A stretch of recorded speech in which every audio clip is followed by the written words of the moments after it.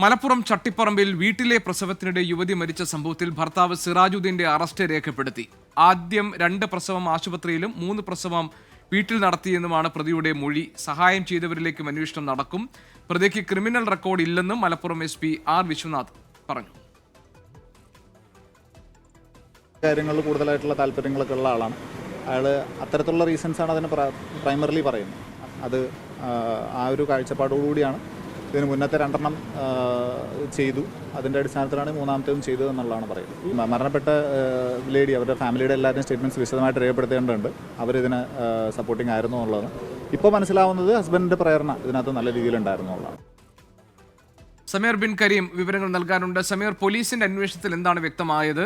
Malappuram SP R Vishwanath ഈ സംഭവത്തെക്കുറിച്ച് എന്താണ് വിശദീകരിച്ചത്?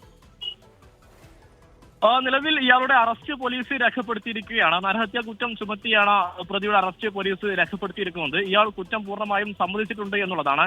ആദ്യത്തെ പ്രസവം ഒഴികെ മറ്റു 3 പ്രസവങ്ങളാണ് ഇയാൾ വീട്ടിൽ നടത്തിയത് എന്നുള്ളതാണ് ജില്ലാ പോലീസ് മേധാവി വ്യക്തമാക്കിയിട്ടുള്ളത്. ആത്മീയമായി ബന്ധപ്പെട്ട കാരണങ്ങളാണ് ഈ വീട്ടിൽ പ്രസവം നടത്താൻ ഇടയാക്കിയത് എന്നും ജില്ലാ പോലീസ് മേധാവി വ്യക്തമാക്കിയിട്ടുണ്ട്. ആദ്യഘട്ടം ഇയാൾ ആലപ്പുഴയിലെ വീട്ടിൽ വെച്ചാണ് ആദ്യ പ്രസവം വീട്ടിൽ വെച്ച് നടന്നത്. പിന്നീട് ആശാ വർക്കർമാരൊക്കെ തന്നെ ഇടപെട്ട് പ്രശ്നമായതിനെ തുടർന്നാണ് ഇയാൾ മലപ്പുറത്തേക്ക് താമസം മാറുകയും മറ്റു പ്രസവം ഇവിടെ വെച്ച് നടന്നു എന്നുള്ളതാണ് മനസ്സിലാക്കാനായിട്ട് കഴിയുന്നത്.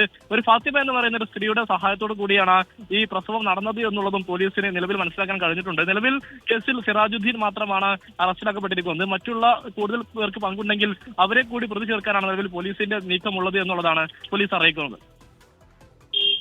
മലപ്പുറം SP R വിശ്വനാഥ് പറഞ്ഞ കാര്യങ്ങൾ എന്തൊക്കെയാണ്? അതാണ് സമീർ ബിൻ കരീം ഇപ്പോൾ വിശദീകരിച്ചത് മലപ്പുറത്ത് നിന്നാണ്.